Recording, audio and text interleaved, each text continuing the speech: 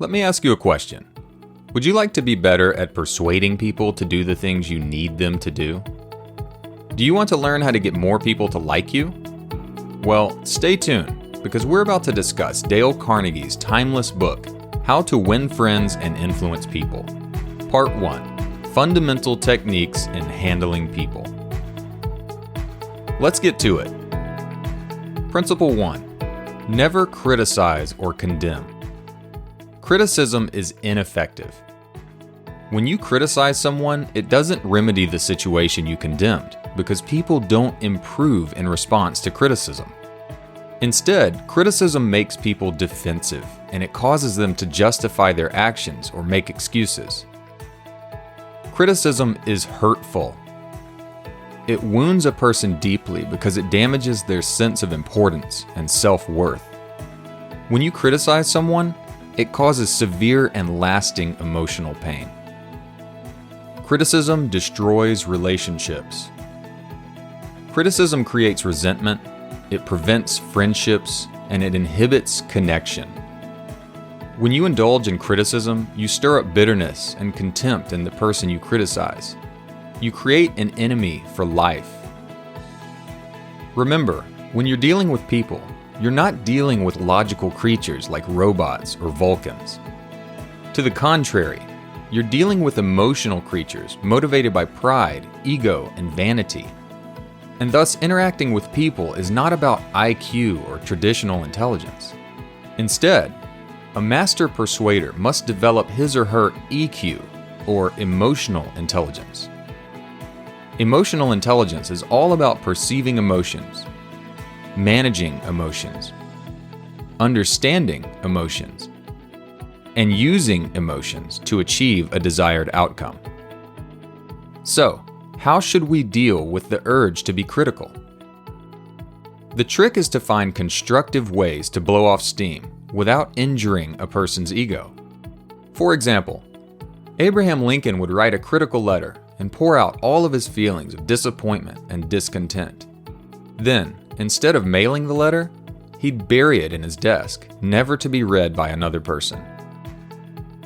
Effective leaders avoid condemnation at all costs. Any fool can criticize someone, and most fools do.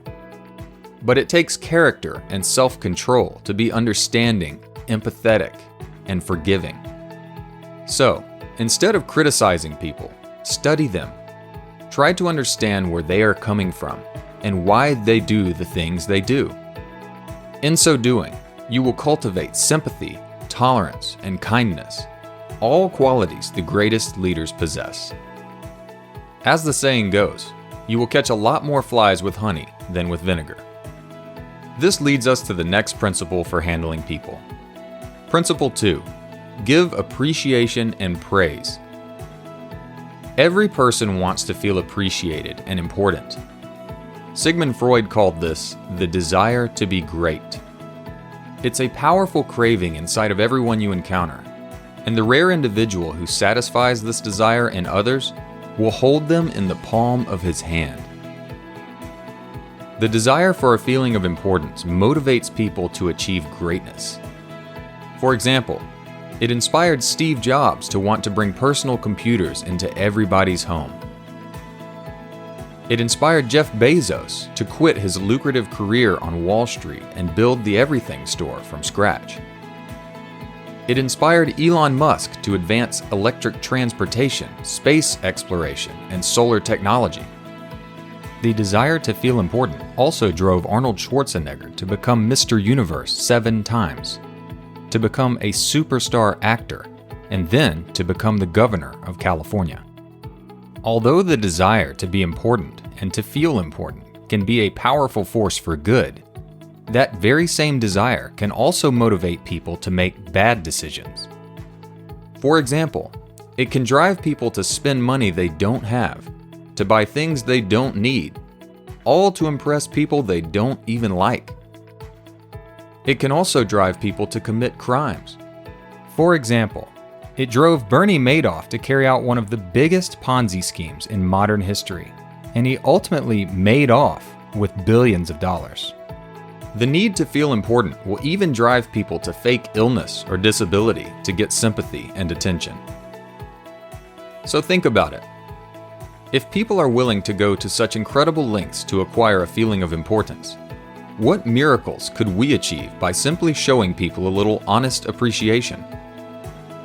Charles Schwab, the 19th century steel tycoon and one of the most successful persuaders of all time, said, "Be hearty in your approbation and lavish in your praise." This was his secret to making the big bucks. His people skills landed him $1 million a year when $50 a week was a lot of money. Now, before we finish up this principle, remember that flattery is not honest appreciation. Flattery and appreciation are very different. Appreciation is real. Flattery is fake. Appreciation comes from the heart. Flattery comes from the mouth. Appreciation is unselfish. Flattery is selfish. Appreciation is universally admired. Flattery is universally despised. Overall, flattery is like counterfeit money. If you pass it around to enough people, eventually you're going to get into trouble. However, if you remember to honestly encourage and compliment people every chance you get, and if you truly make them feel appreciated, the success you desire will take care of itself. This brings us to the final principle for handling people. Principle 3. Arouse a want in others. Picture this. Imagine we're fishing together. What bait should we use to entice the fish to bite the hook? Now, I love chocolate chip cookies, and I bet you do too. But fish, well, fish like worms. So, if we're trying to catch fish, we should bait the hook with what the fish wants, not what we want. This very same principle applies to people. People are interested in what they want, not what you want. So, the best way to influence people is to frame things in terms of what they desire. In other words, make people want to do what you want them to do. Persuade them to volunteer. Let's talk about some hypotheticals to demonstrate this principle. How about this? How might you persuade a little child to eat vegetables? You could present the child with the nutrition facts and explain the antioxidant properties of vegetables. Or you could explain to the child that vegetables will make him big and strong and powerful.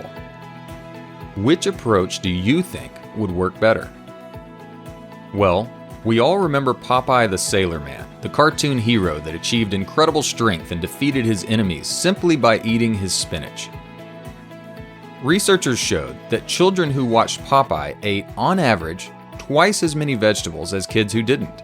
And they did so because the cartoon tapped into their desire to be big and strong. Here's another example. Say you want to convince a teenager not to smoke cigarettes. Teenagers smoke for various reasons. Some think it's cool to smoke. It's countercultural. It's an act of defiance. And others, well, they think it's sexy or glamorous to smoke. So, if you want to persuade a teenager not to smoke, you might explain that it causes bad breath or low stamina. These side effects are not cool, and they're not sexy. In fact, bad breath and low stamina are both pretty lame. So, the next time you'd like to persuade somebody to do something or not to do something, remember the fish and the worm. Figure out what the other person wants and then appeal to that desire. If you can learn to focus on what other people want, you're sure to get everything that you want. It's only a matter of time. Zig Ziglar, the famous author, salesman, and motivational speaker, captured this principle in one of my favorite quotes of all time. He said it like this: "You can have everything you want in life if you just help enough other people get what they want." Thank you so much for watching this video. If you loved it, if you really liked this video, please smash like and subscribe to my channel. And I'll see you next time on Mentally Fit.